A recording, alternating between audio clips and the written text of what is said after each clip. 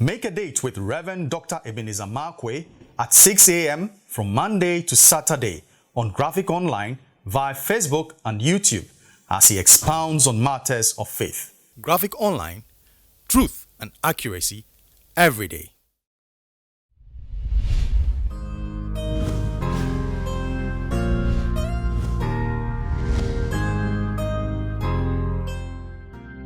Hello, this is Reverend Dr. Ebenezer Markwei of Living Streams International, bringing you matters of faith with Graphic Online. And this morning, I'd like to capture my thoughts with the words, harvest humility.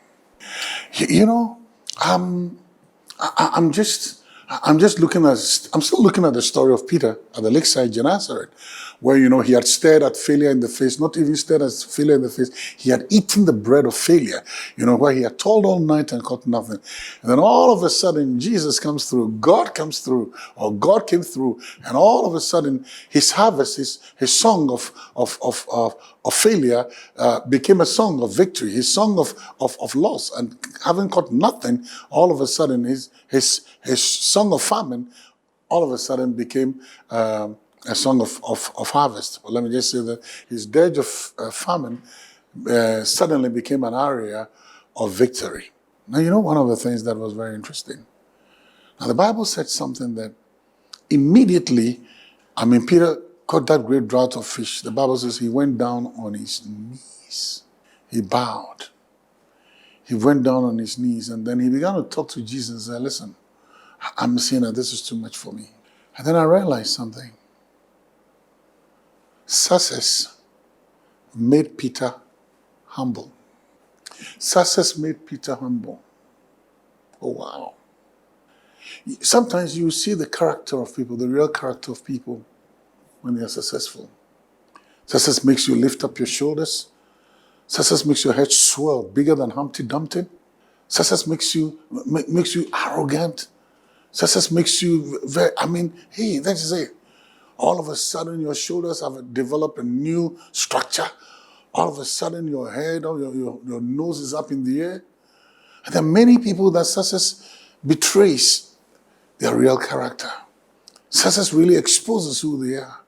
Success makes people know that this guy, and it is sad that the little success that you have, now that you're rubbing shoulders with the high and mighty, now that you're sitting on the tables of kings or whatever it is, success has made you so pompous and so proud and so arrogant and so condescending towards other people. Now Peter gets a great draught of fish and he goes down on his knees. Success has made you so arrogant that you don't even have time for God. You will never acknowledge God in your affairs. You never acknowledge the times when you were praying, you were saying, God, give me one more chance.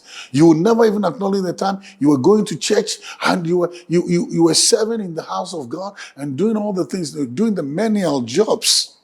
But right now, success has made you so pompous and so arrogant and so proud that your knees will never bend.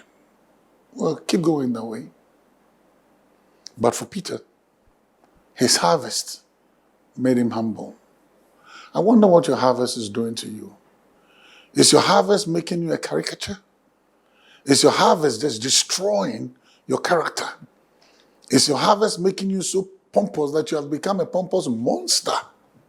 Peter, his harvest